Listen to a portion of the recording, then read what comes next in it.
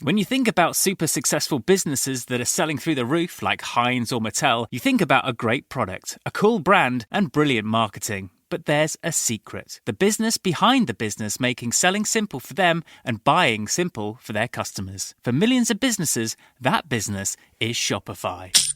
Upgrade your business and get the same checkout as Heinz and Mattel. Sign up for your $1 per month trial period at shopify.com/promo, all lowercase. Go to shopify.com/promo to upgrade your selling today. Shopify.com/promo.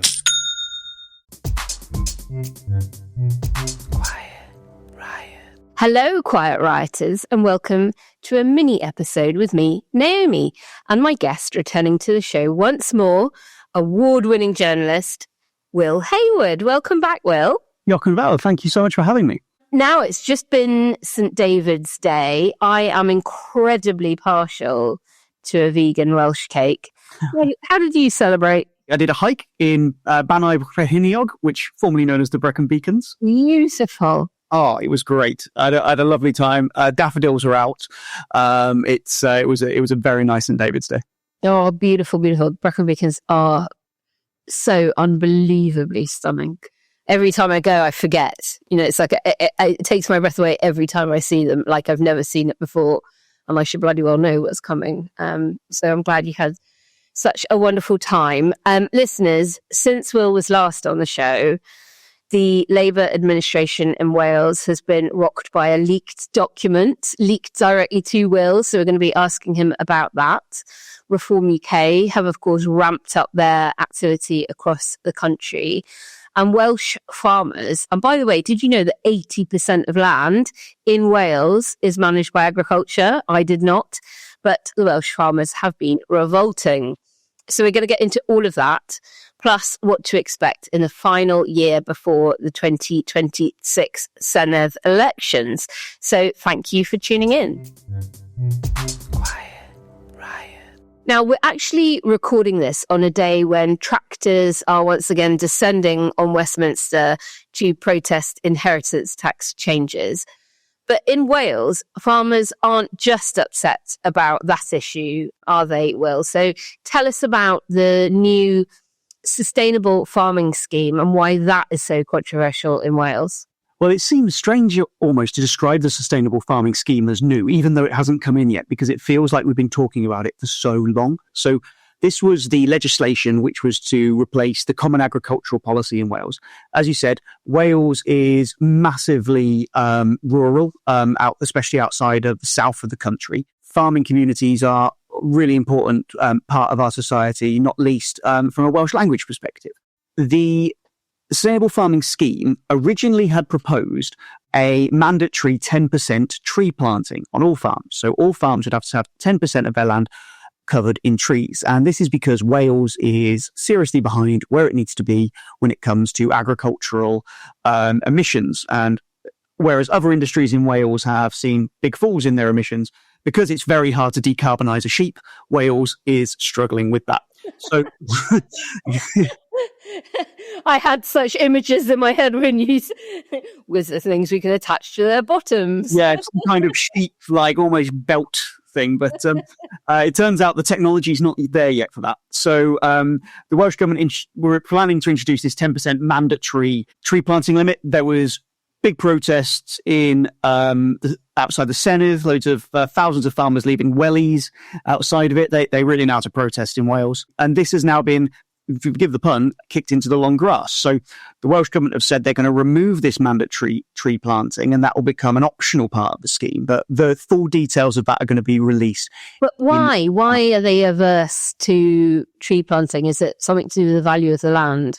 It depends on which farmer you speak to. So farmers in, Wales, it's a big reason why we've never had an enormous population, is because lots of Wales isn't actually that conducive to the growing of crops. It works more better for grazing animals. But farmers in the south, like the Vale of Glamorgan, who've got very, very productive land, say, well, why are you taking 10% of our very productive land when actually there's a lot of land in Wales which is more conducive to tree planting? Yep. Whereas people in other parts of Wales are saying, well, it takes less people to manage woodland than it does traditional farmland. And that means there will be losses of rural Welsh jobs, which will have an impact on communities and the Welsh language.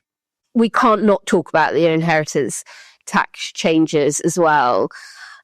Talk us through why they will have a very different impact in Wales than they might do, say, on a farmer in Gloucestershire. So Wales has got a high proportion of tenant farmers. So they're farmers who rent their land from larger landowners. So the concern is that if the inheritance tax rules come in, that those larger landowners will start selling off either parts of their land or using them for things like tree planting or for solar farms. And that will have a knock-on impact on tenant farmers, which, as I say, are disproportionately represented in Wales. The other thing to consider as well is that tenant farming is often seen, especially in Wales, as a way of young farmers who have left the family farm to kind of set up on their own. So while they build up some cash reserves, they can farm from a tenancy. And the idea is if farmland is no longer considered, has those same tax breaks, but actual larger landowners, I mean, admittedly, it's hard to feel sorry for the larger landowners, will start saying, well, actually, I'm not going to get a tax break, so I might as well just use this land for solar farms or for tree planting.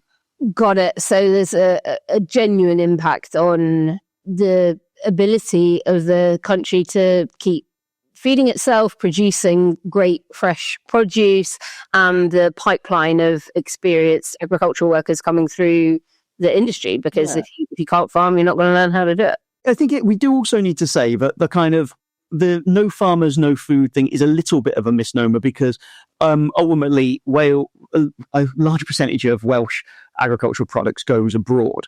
And also it's producing things like lamb, which really from a kind of land use perspective, if you're looking to utilize the land, there is an argument that actually sheep farming is actually a very environmentally damaging way to farm. But obviously there are inevitably going to be impacts on rural communities in Wales. And of course, the deal that the last government signed with New Zealand had such a disproportionately negative impact on Welsh hill farmers in particular than it did on farmers in England. So it's a community already feeling bruised by various other government decisions, I can imagine. Let's move on now to Brexit. It would not be a podcast with me if we didn't touch on the relationship with Europe and slag off the insanity of leaving the EU. But surely one of the most egregious things that Boris Johnson did was to say no to the EU's offer for the UK to stay within the Erasmus Plus scheme after leaving the bloc. For listeners unaware, we in England replaced it with a Turing scheme, which just isn't anywhere near as good. But in Wales, they've done something a bit different. And Will, you said that and I love this, by the way, you said that one of the biggest frustrations of being a journalist that covers Wales is that we seem to always be subject to the issues of being a small nation, but never able to capitalize on the advantages on it. But on this issue, Wales is doing rather well with the introduction of its alternative to allow young people to travel internationally and gain experience abroad. And of course, for people from elsewhere to come to Wales and learn about its brilliance. Tell us what Taith means in English and why this tailored scheme that raises Wales's profile with the world is such a good example of actually cashing in on that ability to do something differently as a smaller nation within the UK. Yeah, so Taith is the Welsh word for journey. So the kind That's lovely. I love that. It's lovely, isn't it? It is a lovely, lovely language. I hate to say, but my Welsh is pretty poor. So, I know enough to know Taith is the Welsh word for journey, and this was brought in to replace the Erasmus Plus scheme in Wales. The budget is a fraction of the Erasmus scheme. The way that Erasmus worked, it wasn't divided between England and Wales. We can only judge it based upon estimations and stuff like that. But and obviously Taith is still ongoing. It's still within its first passage. It is well under half of what has been spent in terms of estimates. So it is significantly lower. what Taith are doing, if we compare the figures for the first 3 years of Taith with the last 3 years of Erasmus, Taith is on course to have far more learners taking part. But what's interesting about it, it's not just the number of learners, it's also where they're coming from. So what Taith's done really well is get learners and also educators to travel abroad and from much more deprived backgrounds. Great, because so much of what the Brexiters levelled at Erasmus was that, it's just middle-class children having a lovely gap year somewhere, which wasn't true. There were things within Erasmus designed very specifically to help people from disadvantaged backgrounds. But nonetheless, if you come from a better-off background and you've got the social capital of parents that have also travelled in their childhood, you are more likely to take it up. But this sounds like Wales have really got a grip on that, and this is a genuine opportunity for people that may never have considered learning abroad to actually do it. Yeah, absolutely. And as you say, that was a criticism of the Erasmus scheme, which I think was actually an unfair criticism of the Erasmus scheme. But in Wales, we have seen people from homelessness charities, from very deprived backgrounds, like in the valleys, children and young people who wouldn't even really be able to go to areas like Cardiff because of financial constraints. They are getting these experiences abroad, which in terms of the level of enrichment in their lives compared to what they would have had without this scheme and what they've got now, it has been really, really huge. And as you alluded to, it is an example of how a small country does have the ability to tailor something really specific to, because in Wales, with 3 million people, you don't need to actually do that much to make quite a meaningful difference to a big percentage of our population. Yeah, and that's what I think we have done really well with Taith. That's excellent. And it's spelled Taith for people that want to look into it a bit more and don't speak Welsh and wouldn't know how to spell that pronunciation. Are there any other examples of cases where, as a smaller country, you don't have the economies of scale that a larger one does, but that you can somehow, because of the smaller population, actually do things more quickly? I mean, I think there were probably examples during COVID where Wales was better at things like contact tracing. Is that right? Yeah, you're absolutely right. Not least because we didn't outsource it to very large companies. Yeah. Because of the nature of kind of poverty and service delivery in Wales, we had a kind of local authority-led contact tracing, and there was actually already an infrastructure in place for the outbreak of infectious diseases. And it meant that we got people who had hyper-local knowledge of, I go back to the valleys, like movement between different valleys is quite an odd thing. It's not, you look at it on a map and everything looks next to each other, but in terms of how people move around and the flows of people and commuting, it was a really, really effective way of tracking. I mean, there were issues with being a smaller country during COVID. I remember a time that Wales had made a deal with the pharmaceutical company Roche for lots of tests, and that was actually commandeered by the UK government. So there are disadvantages to being a small country, but when we get it right in Wales, which we don't always do, it's really beneficial, and it's one of the benefits that devolution can offer. Quiet Riot.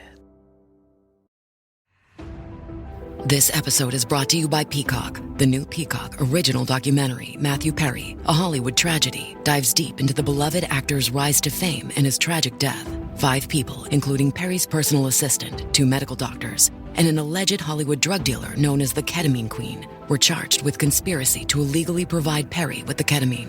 Explore the details of the case in this heartbreaking special, streaming now only on Peacock.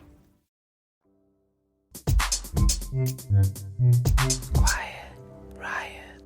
Well, let's move on then to government in Wales and what they're getting right and wrong. This side of the border in England, Labour government have been celebrating bringing down waiting lists for NHS appointments. How's it all going in Wales? Because I heard you put First Minister Morgan through her paces on that very issue quite recently.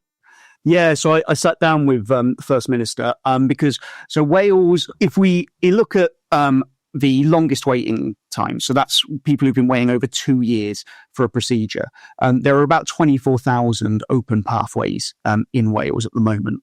In England, there are actually almost none. And bear in mind, Wales is 3 million, England's about 56 million. That is pretty damning for Wales. Now, Obviously, there are some disclaimers. Now, Wales has got an older population. It's got a sicker population, especially because of our industrial heritage. And it's also a more spread out population. So to deliver the same level of healthcare to the same amount of people costs more. However, I don't think that is a suitable excuse for the Welsh government. So they've got these 24,000 people on the longest waits. And when she spoke to me, it was actually the first time she'd made this commitment. She committed that by May, that 24,000 figure would be down to 8,000. So wow. The latest data from November to December showed a fall of about 700. So they need to increase that to a fall of about 3,000 or 4,000 a month to hit that target. So, for example, these are open pathways. So if you were waiting for 2 procedures, whether it was to have a hip replacement and a hernia op, you would be counted twice. Ultimately, there are 800,000 waiting on the Welsh NHS at the moment. And as I say, it's a country of 3 million. It's a real issue, and it is the biggest stick that is used to beat Welsh Labour with, because they have ran the Welsh NHS since the start of devolution in 1999. Waiting times, of course, are very much linked to the ability of the Welsh government to pass their proposed budget. As we record this show, that vote is about to take place in the Senedd. And remember, Labour lost the confidence of the supply of Plaid votes last year. But I'm told Labour are going to win and get that budget passed, but will not necessarily because of anything they may have done to engineer it.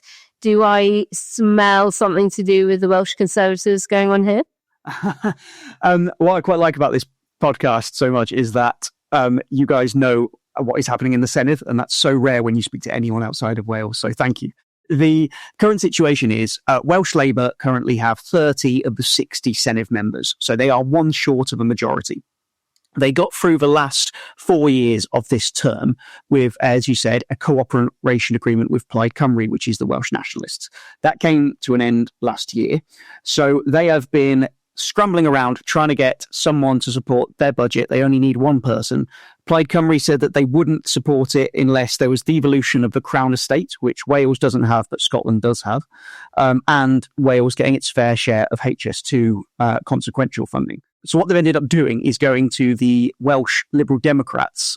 There's one Liberal Democrat in the Senedd, and that's one named Jane Dodds. She agreed to the budget she's not even going to support it. She's going to abstain so that it will pass in exchange for what is equivalent to about 100 million in funding. It will go to lots of different things, but the headlines are a £1 bus fares for young people in Wales and on greyhound racing. I mean, the bus fare thing is a really, really potentially big thing for Wales because bus use is by far the biggest form of public transport.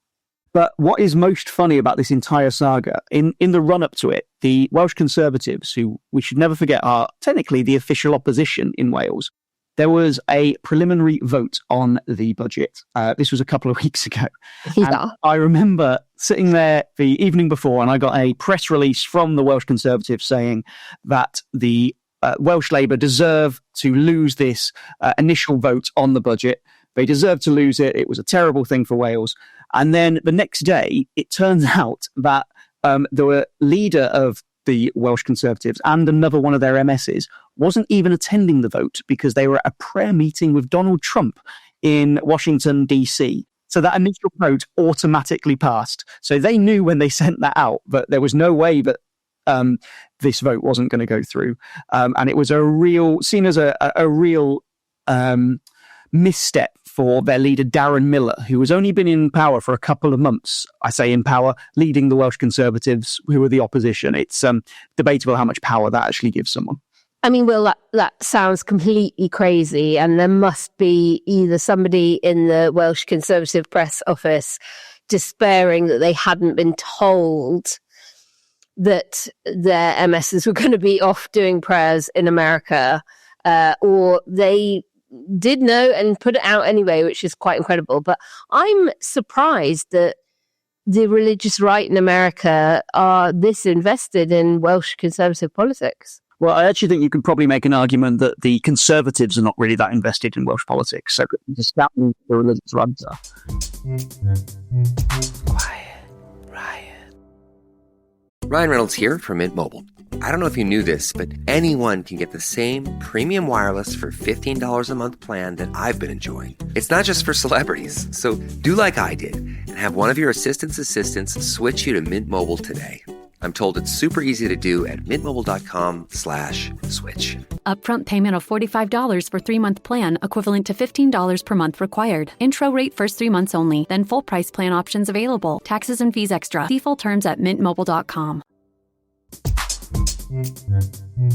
Quiet Riot. You are such a high-powered Welsh political influencer that you receive leaked documents from time to time, and you were recently leaked an internal Welsh government memo.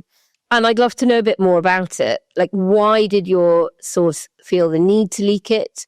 What were its contents, and what might the consequences of the leak be? Yeah, so for context, the report was an internal investigation into staff within the culture division within the Welsh Government. So they are civil servants working within the Welsh Government on culture within Wales. Now, culture within Wales has been in a really tricky position. So we've had issues with massive cuts. The spending in Wales is only about £70 per head, whereas for the rest of the UK, it averages out about £91 per head. A lot of funding has been reallocated to other parts of the budget. There's been closures. Michael Sheen has even been saying he's going to have to open a national theatre for Wales to try and keep the arts going. And this report was actually commissioned several years ago. But the reason that the people who leaked it felt it was necessary is because they felt that a lot of the issues had not been dealt with. So to give you an example of some of the stuff within it, it said that the division is constantly described as in chaos and survival mode. There is a perception that there's a real problem with recruitment, resourcing, and a lack of joined-up thinking. There was other stuff where they said there's a widely held perception that within the Welsh Government processes, there's no real performance management taking place, meaning that managers who may not wish to have difficult conversations can avoid them, and therefore staff who are not performing can get away with it. I've read a lot of public sector documents over the years and internal reports, and they usually use fairly tepid language.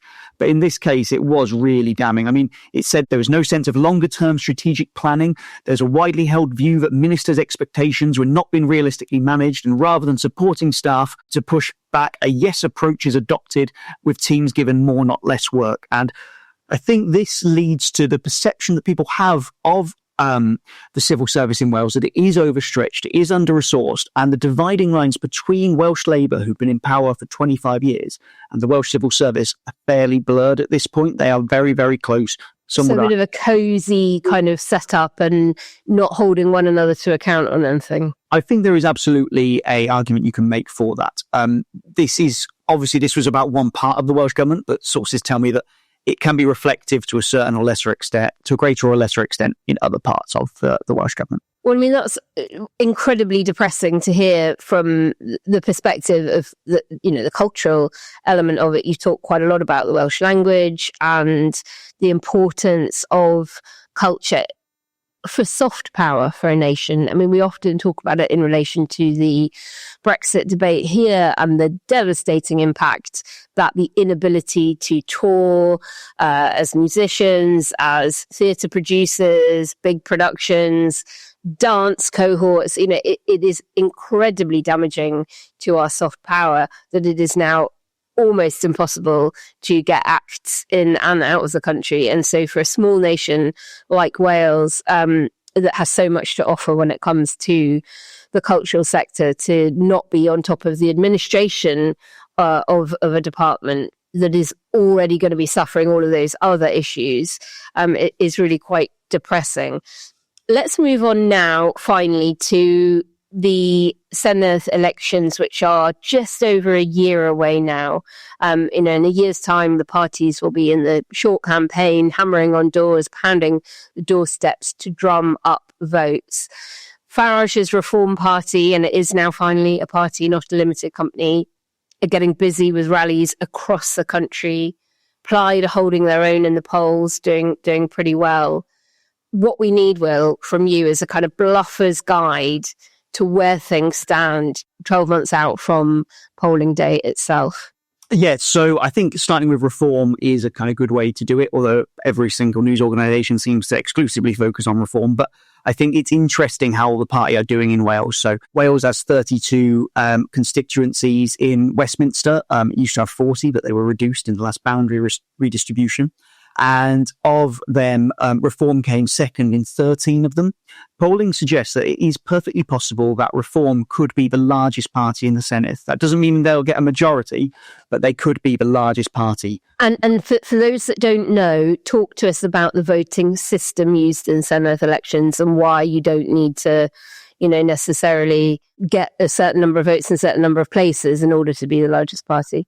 Yeah, so the Welsh government, alongside Plaid, have just brought in a new voting system. Wales has always had a more proportional system than Westminster, but the new one is a very, very purely proportional system, whereby pretty much the proportion of people that vote for a party, that will make up the proportion of seats that party gets. Unfortunately, for some of the parties like Labour, it's a closed list system, meaning the focus is on the party, not the candidates. But it means that if Reform get 30% of the vote, they're going to get 30% of the seats. What is the spokesperson from the party for Wales has said that he believes that the party will form the next Welsh government. That is their aim. Now, that's all very well. But what the party have also said is they are not going to name a Welsh leader. And that's because they don't want anything to interfere with Brand Farage. Of course not. Of course not. Well, obviously not. But the issue with that is they're saying they're also going to form the Welsh government. What they're saying for is vote for us, but you don't know who your first minister is going to be if we form a government, because they've said that if they do win, they will only elect a Welsh leader after the election. And I think that shows where the party stands with regard to Wales and regard to devolution. I was actually speaking to Lee Anderson at the party's... Lucky you. I know, yes. Well, I say I was speaking to Lee Anderson. I stood by while Lee Anderson loudly shouted and pontificated at me. A lot of people within the party are very anti-devolution, but their line that they're taking is that they are not opposed to devolution because they do not want to be portrayed as anti-Welsh. But he said to me, I said, can you give me some advantages of devolution? And his view was that the party would benefit from devolution because the proportional system would mean they'd got lots of seats, which means they'd get lots of politicians, and therefore lots of staff and lots of resources to take a run-up at the general election. So they are really they are seeing Welsh democracy as a staging point to get resources so that they can gain more seats in Westminster. And from a Welsh democracy point of view, and the point of view of people in Wales, you've got a lot of issues and a lot of challenges. That is a really, really sad state of affairs. So he basically said the quiet part out loud, that we are really only fighting here in Wales at the Welsh elections as a leg up to taking on Labour at the next general election in the UK. Yes, he did say the quiet part out loud, but as he's Lee Anderson, he did not say it quietly.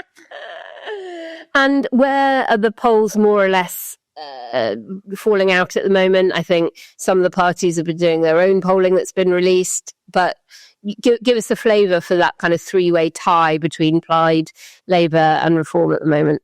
Yeah, so Plaid, Labour and Reform are all pretty similar. Depending on poll to poll, one might be 1 percentage point ahead, but they're all around the mid-20s, with the Tories languishing in fourth place. Now, what is interesting is in terms of how that will work out, because Reform and the Welsh Tories, to be fair, have made themselves very unpalatable to other parties in the Senate. The most likely scenario is that there is a kind of rainbow coalition between Plaid Cymru, Welsh Labour, the Greens, potentially Lib Dems. This might not actually be a formal coalition, so Labour don't have a majority now, but they entered into what was called the cooperation agreement with Plaid Cymru, where in exchange for certain policy considerations, they would be supported in things like passing their budget.